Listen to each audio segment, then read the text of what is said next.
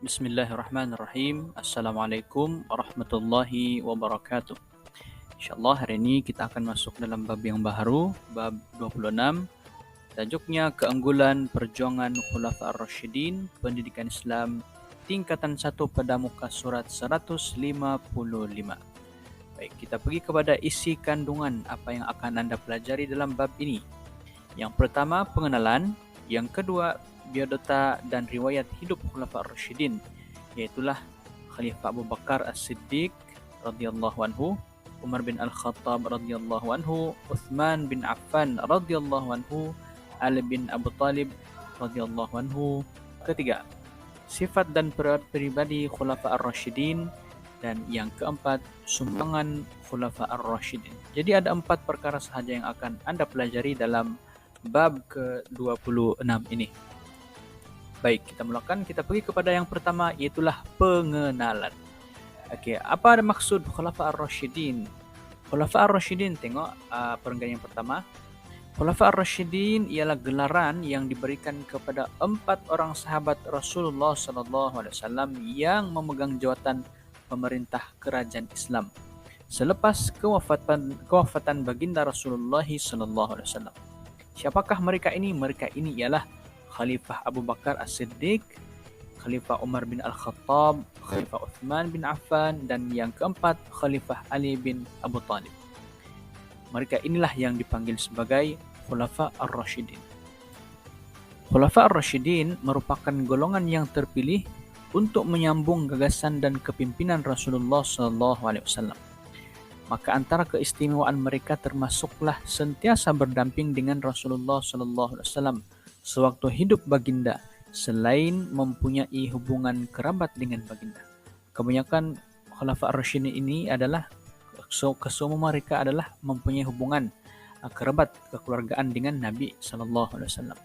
Corak pemerintahan mereka berlandaskan Al-Quran dan Sunnah, serta menitikberatkan konsep syurah, itulah mesyuarat, yang diwarisi daripada Rasulullah SAW.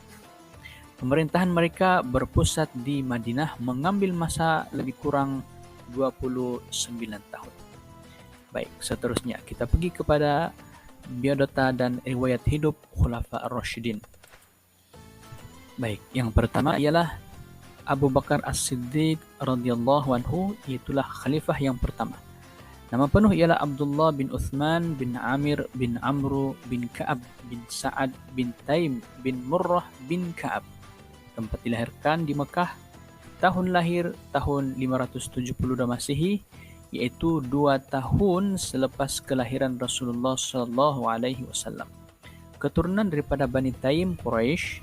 Nama ibu Ummul Khair Salmah bin Sakhar, gelaran Atik, bebas daripada api neraka, dan As-Siddiq, yaitulah orang yang benar dalam kata-katanya.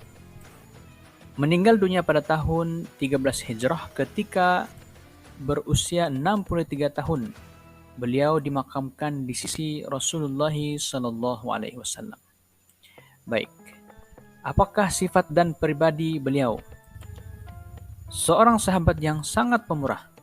Contohnya, beliau membeli dan memerdekakan setiap hamba yang diseksa, seperti Bilal bin Rabah dan Ammar bin Yasir. Sifat beliau yang pemurah ini telah mendapat pujian Rasulullah SAW dengan sabda baginda, "Saya tidak tahu adakah masih ada orang yang melebihi Abu Bakar dari segi kemurahan hati." Seorang yang berani, dan keberanian beliau dapat dilihat ketika beliau selalu membela Rasulullah SAW yang cuba dibunuh oleh kaum baginda semasa di Mekah. Baik, seterusnya seorang hartawan, jutawan, yang dermawan dan banyak membelanjakan hartanya ke jalan Allah Subhanahu wa taala. Yang ketiga, seorang yang cintakan kebenaran serta mempunyai semangat setia kawan yang tinggi. Dan yang terakhir, seorang yang lemah lembut hatinya dan mudah menangis, terutama ketika membaca Al-Quran. Jadi ini adalah antara sifat pribadi Sayyidina Abu Bakar As-Siddiq radhiyallahu anhu. Seterusnya khalifah yang kedua, Umar bin Al-Khattab radhiyallahu anhu. Beliau adalah khalifah yang kedua. Nama penuh ialah Umar bin Al-Khattab bin Nufail bin Abdul Uzza.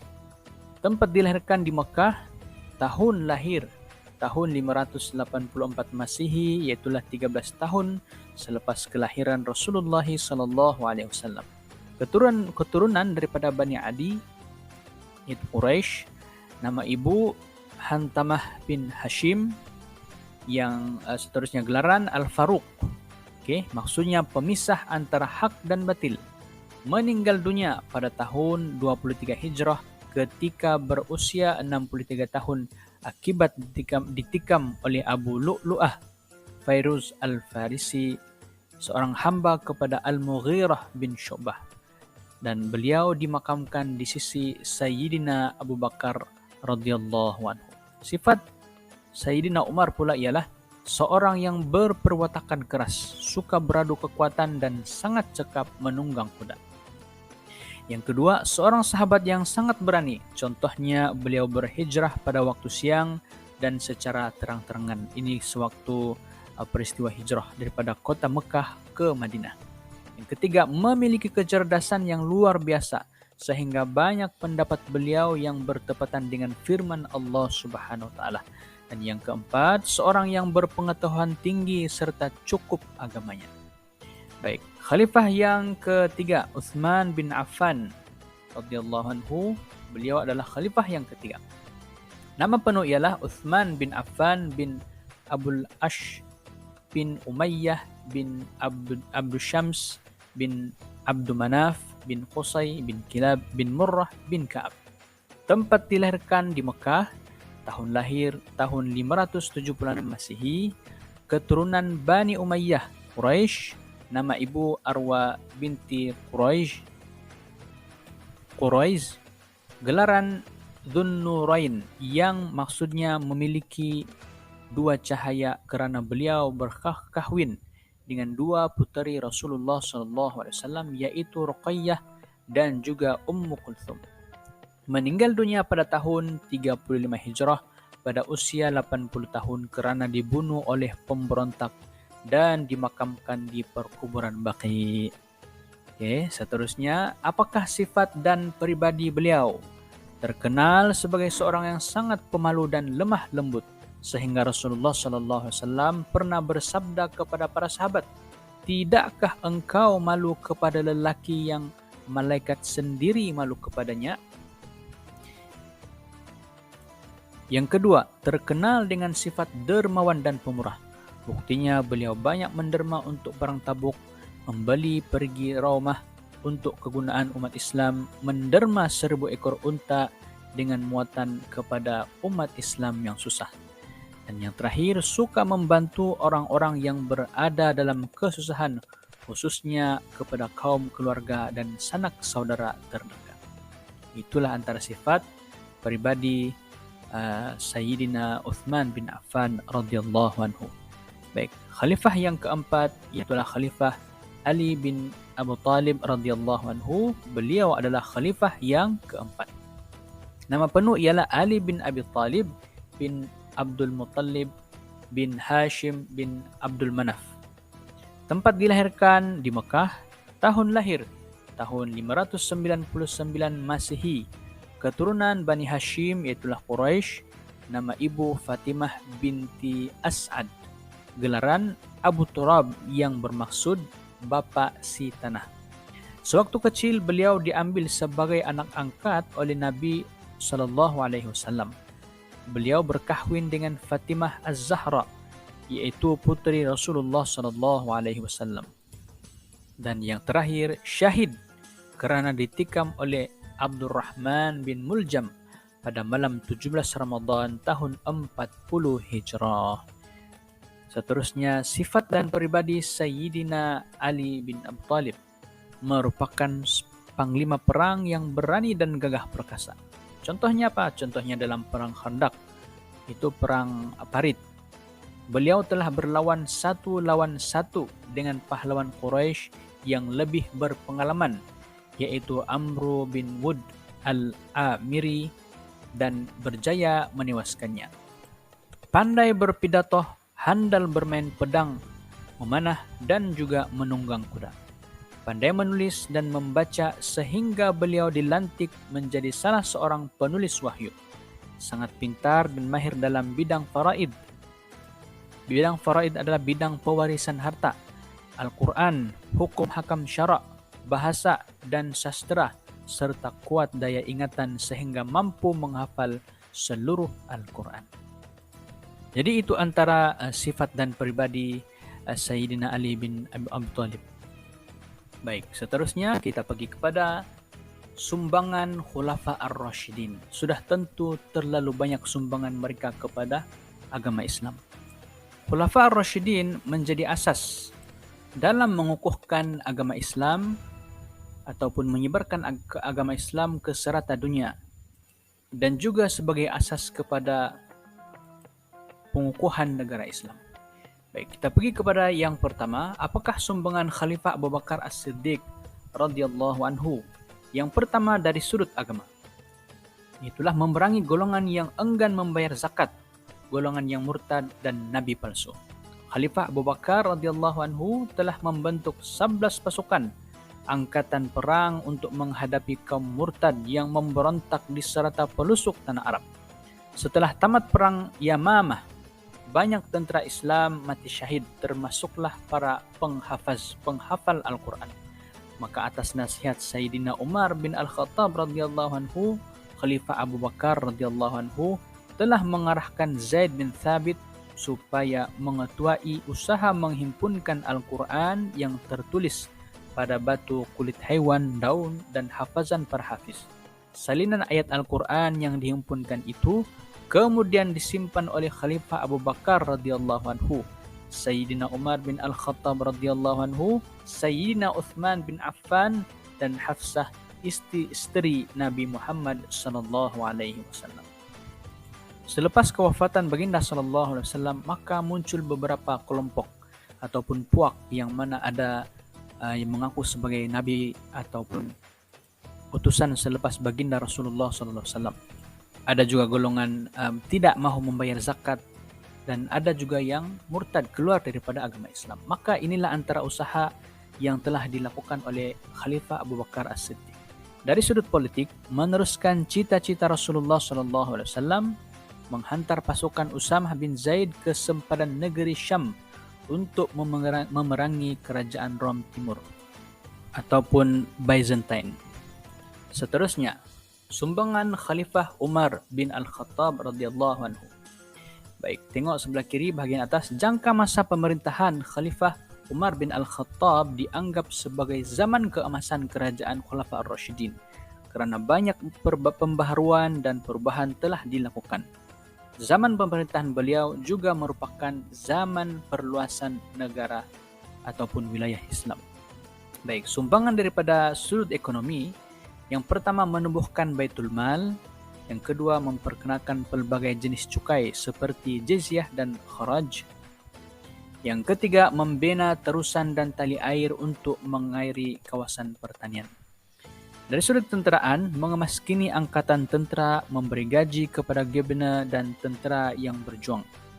Baik, dari sudut politik, menubuhkan Majlis Syura, membahagikan jajahan Islam kepada beberapa wilayah dan ditadbir oleh gebena menubuhkan jabatan tentera, jabatan polis, jabatan percukaian dan jabatan perbendaharaan negara.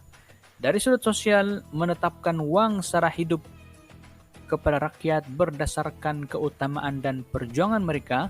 Yang kedua, mengasaskan takwim Islam, dan seterusnya memperkenalkan undang-undang pentadbiran tanah.